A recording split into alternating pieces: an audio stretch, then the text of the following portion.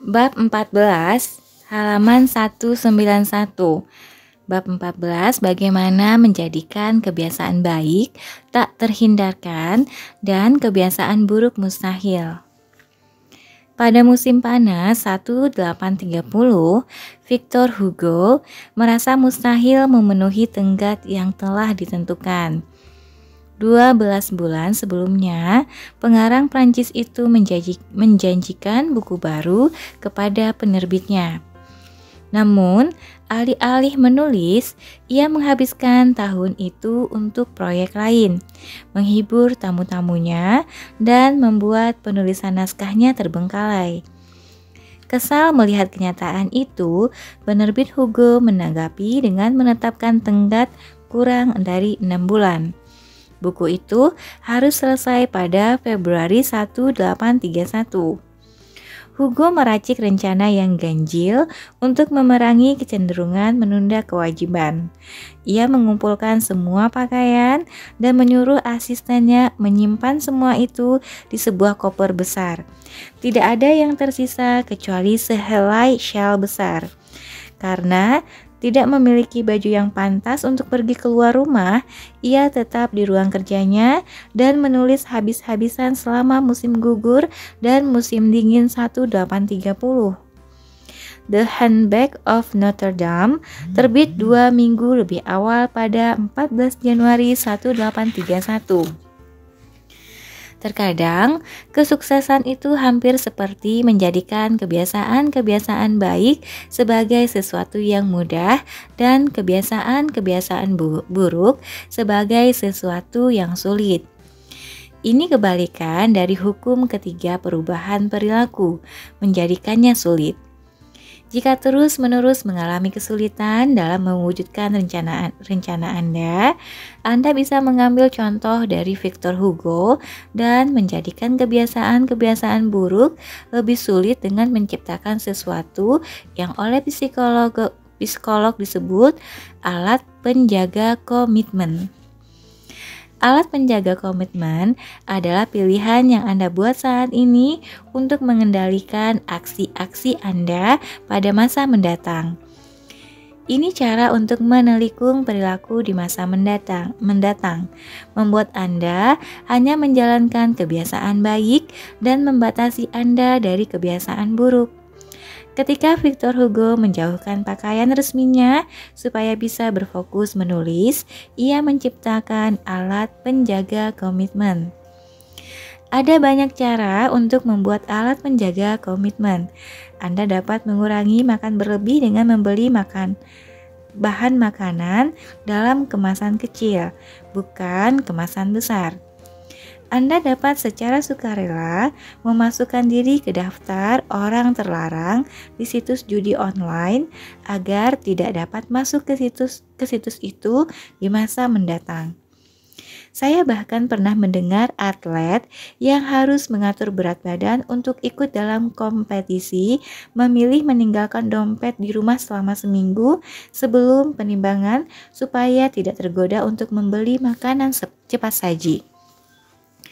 Contoh lain, teman saya yang juga sesama pakar kebiasaan, Nir Eyal, membeli outlet timer, yaitu alat pengatur waktu yang dipasang di antara router internet dan colokan listrik.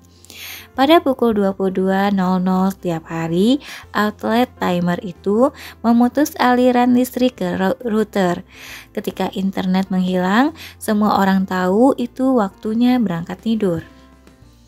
Alat penjaga komitmen bermanfaat karena memungkinkan Anda mengambil keuntungan dari tujuan-tujuan baik sebelum Anda beresiko jatuh ke dalam godaan. Setiap kali berusaha mengurangi asupan kalori, misalnya, Anda akan meminta pelayan mengambil separuh dari jatah saya sebelum disajikan. Kalau saya menunggu sampai pesanan datang, lalu berkata pada diri sendiri, aku hanya akan makan setengahnya, itu tidak akan pernah berhasil. Yang penting adalah mengubah tugas sehingga diperlukan upaya lebih banyak untuk menyimpang dari kebiasaan baik daripada untuk memulainya. Bila merasa termotivasi untuk mempertahankan bentuk tubuh, daftarkan diri ke latihan yoga dan datanglah sebelum latihan dimulai. Jika berhasrat sekali untuk memulai bisnis, hubungi pengusaha yang Anda hormati dan minta jadwal untuk berkonsultasi. Ketika tiba waktunya beraksi, cara satu-satunya untuk mangkir adalah membatalkan pertemuan yang memerlukan upaya dan mungkin mengharuskan Anda kehilangan uang. Alat penjaga komitmen memperbesar peluang Anda akan melakukan hal yang benar di masa mendatang dengan membuat kebiasaan-kebiasaan buruk sulit terwujud pada masa sekarang. Bagaimanapun, kita bisa berusaha lebih baik lagi. Kita bisa menjadikan kebiasaan-kebiasaan baik tak terhindarkan dan kebiasaan-kebiasaan buruk mustahil. Lanjut 194. Cara mengotomatiskan kebiasaan dan tidak pernah memikirkannya lagi. John Henry Patterson dilahirkan di Dayton, Ohio pada 1844. Ia menghabiskan masa kanak-kanak melakukan kewajiban di pertanian keluarga dan penggergajian ayahnya. Setelah bersekolah di Dartmouth, Patterson kembali ke Ohio dan membuka toko perbekalan kecil untuk pekerja tambang. Kelihatannya peluang yang bagus. Tokonya hampir tidak mempunyai saingan dan pembelinya stabil, tapi pendapatannya tak kunjung membaik. Belakangan, Patterson mendapati karyawan-karyawannya mencuri. Pada pertengahan 1800-an, pencurian oleh karyawan adalah masalah yang umum.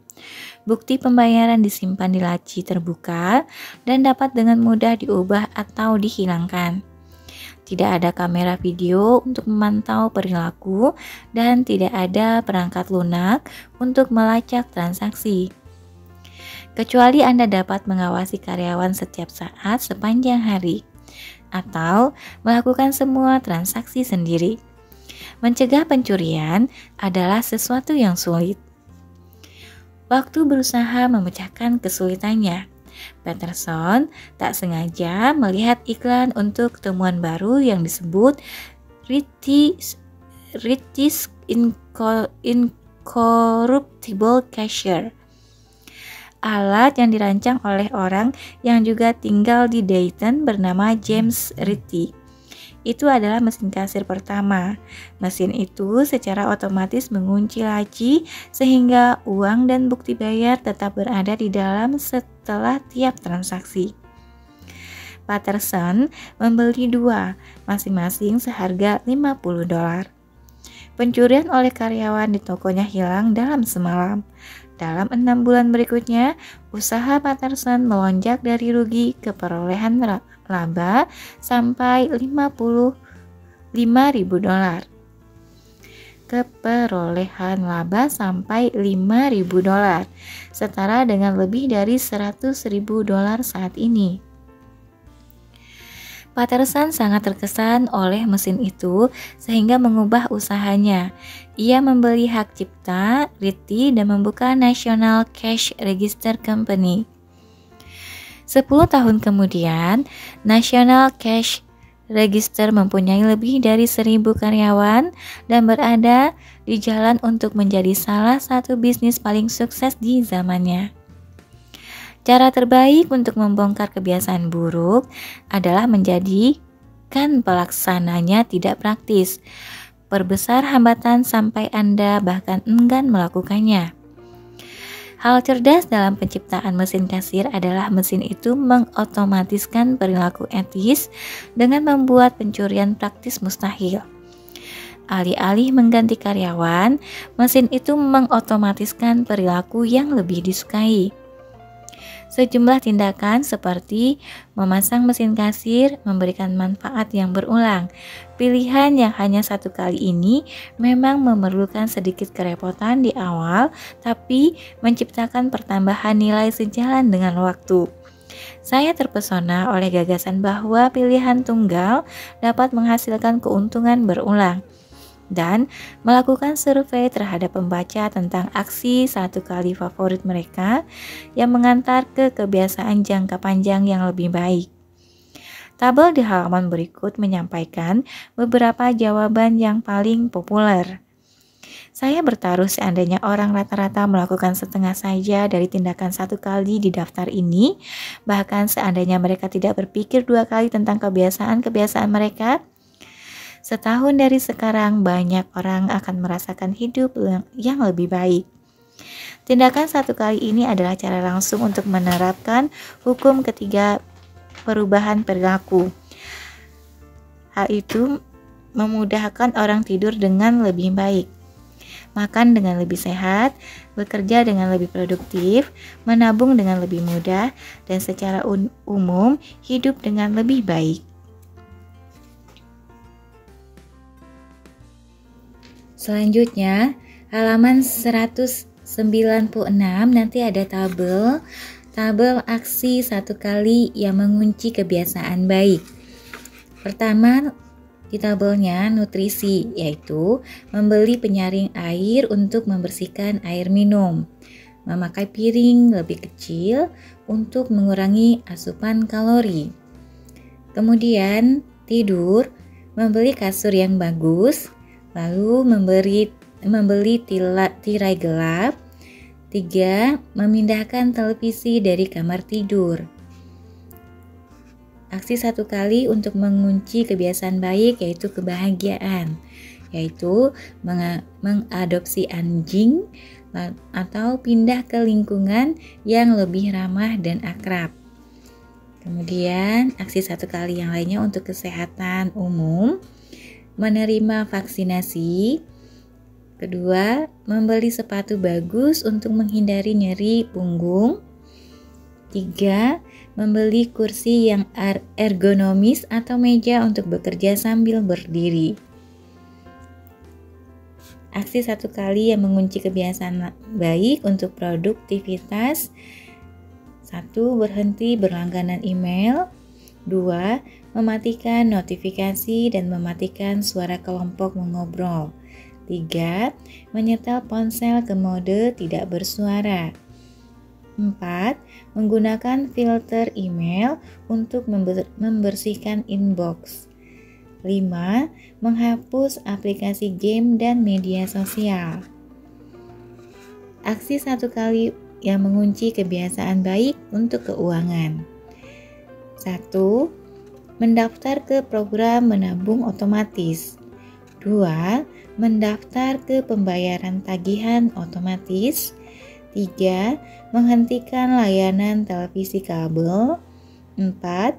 Meminta penyedia layanan memberi paket yang lebih murah. Tentu saja, ada banyak cara untuk mengotomatiskan kebiasaan-kebiasaan bagus dan menghilangkan kebiasaan-kebiasaan buruk.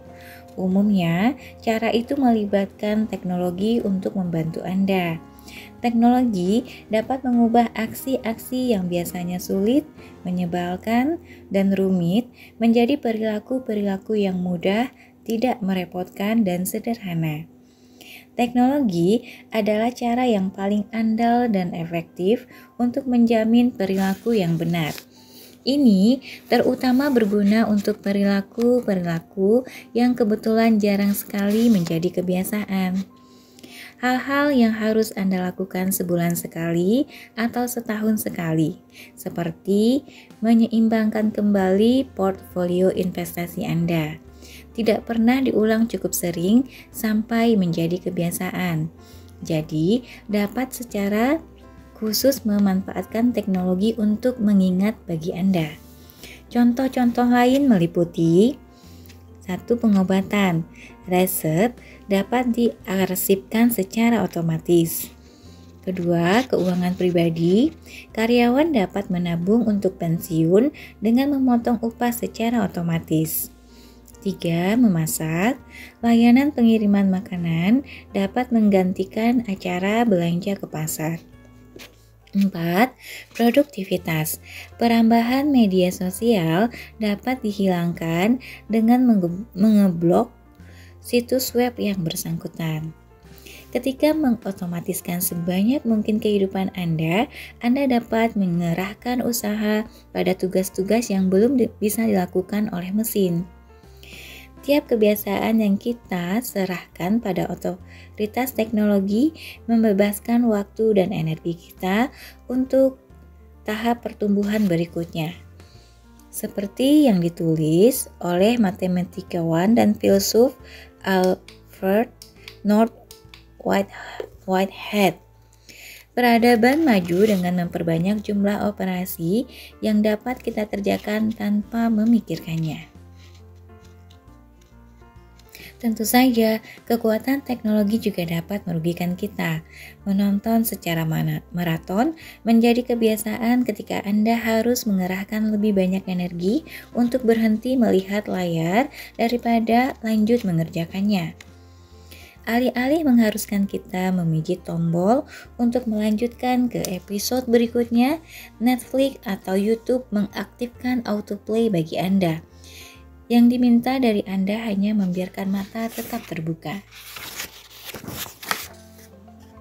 Teknologi menciptakan tingkat kenyamanan yang memungkinkan Anda beraksi dengan petunjuk-petunjuk dan keinginan-keinginan yang minimal. Cukup dengan merasa lapar, Anda bisa mendapatkan makanan yang dikirim sampai ke pintu. Cukup dengan merasa bosan, Anda dapat tersesat di tengah hutan rimba media sosial. Ketika upaya yang diperlukan untuk mewujudkan keinginan Anda menjadi hampir sama dengan nol, Anda dapat sadar dapat hanyut oleh dorongan apapun yang muncul pada saat itu. Sisi buruk otomatisasi adalah kita bisa mendapati diri beralih dari aksi mudah satu ke aksi mudah berikutnya tanpa menyediakan waktu untuk yang lebih sulit. Padahal mungkin yang sulit itu akan memberikan ganjaran lebih besar. Anda seringkali tanpa sadar merasakan ketergantungan yang sangat besar terhadap media sosial ketika sistem itu sedang mati. Itu karena ketika merasa bosan, meski hanya sepersekian detik, Anda langsung mengambil ponsel. Mudah bagi kita untuk mengabaikan distraksi minor ini sebagai hanya untuk selingan kok. Tapi sejalan dengan waktu, pengabaian ini dapat terakumulasi menjadi masalah serius. Pembelaan terus-menerus untuk alasan hanya 1 menit lagi dapat menghalangi Anda mengerjakan apapun yang terbilang sulit. Saya tidak sendirian. Banyak orang menghabiskan lebih dari 2 jam per hari di media sosial. Apa yang Anda perbuat? Apa yang dapat Anda perbuat dengan 600 jam tambahan per tahun? Sepanjang tahun ketika sedang menulis buku ini, saya bereksperimen dengan strategi manajemen waktu baru. Setiap Senin, asisten saya meriset password di semua akun media sosial saya, membuat saya tidak dapat mengaksesnya. Sepanjang minggu, saya bekerja tanpa gangguan. Pada hari Jumat, ia mengirimkan password baru kepada saya. Saya mempunyai seluruh akhir pekan untuk menikmati apa yang ditawarkan oleh media sosial sampai Senin pagi ketika ia mengganti password lagi.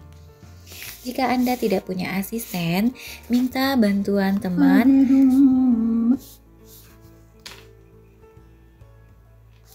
Minta bantuan teman atau anggota keluarga untuk melakukannya. Salah satu hal yang paling mengejutkan adalah betapa cepat saya beradaptasi. Dalam pekan pertama, membebaskan diri dari media sosial, saya sadar bahwa saya tidak perlu memeriksa ponsel sesering sebelumnya. Dan saya yakin tidak perlu melakukannya tiap hari. Sebelumnya, hal itu begitu mudah sehingga menjadi pilihan utama, default. Begitu kebiasaan buruk saya menjadi mustahil, saya mendapati sesungguhnya saya memang memiliki motivasi untuk melakukan hal-hal yang lebih bermakna. Setelah menghilangkan godaan mental dari lingkungan saya, makanan yang sehat menjadi jauh lebih mudah bagi saya. Ketika bekerja untuk kebaikan Anda, otomatis dapat menjadikan kebiasaan-kebiasaan baik tak terhindarkan dan kebiasaan-kebiasaan buruk mustahil. Ini cara yang paling baik untuk mengunci perilaku di masa mendatang, alih-alih mengandalkan kekuatan kemauan pada saat ini. Dengan memanfaatkan alat penjaga komitmen, keputusan satu kali yang strategis dan teknologi, Anda dapat menciptakan lingkungan yang tak terhindarkan, ruang tempat kebiasaan-kebiasaan baik tidak hanya sesuatu yang Anda harapkan, tapi juga secara virtual terjamin. Ringkasan bab. Kebalikan hukum ketiga, perubahan perilaku adalah menjadikannya sulit. 2. Alat penjaga komitmen adalah pilihan pada masa sekarang yang mengunci perilaku lebih baik di masa mendatang. 3. Cara terbaik untuk mengunci perilaku di masa mendatang adalah mengotomatiskan kebiasaan-kebiasaan Anda. 4. Pilihan satu kali, seperti membeli kasur yang lebih bermutu atau mendaftar ke program tabungan otomatis, adalah aksi tunggal yang mengotomatiskan kebiasaan-kebiasaan di masa mendatang dan meningkatkan ganjaran sejalan dengan waktu. 5. Menggunakan teknologi untuk mengotomatiskan kebiasaan adalah cara paling andal dan efektif untuk menjamin perilaku yang benar. Nanti di halaman 201 ada tabel cara menciptakan kebiasaan baik. Hukum 1. Menjadikannya terlihat. 1. Mengisi kartu nilai kebiasaan. Tulis kebiasaan-kebiasaan saat ini untuk menyadari semuanya. 2. Menggunakan niat implementasi. Aku akan ... pada waktu ... di ... lokasi.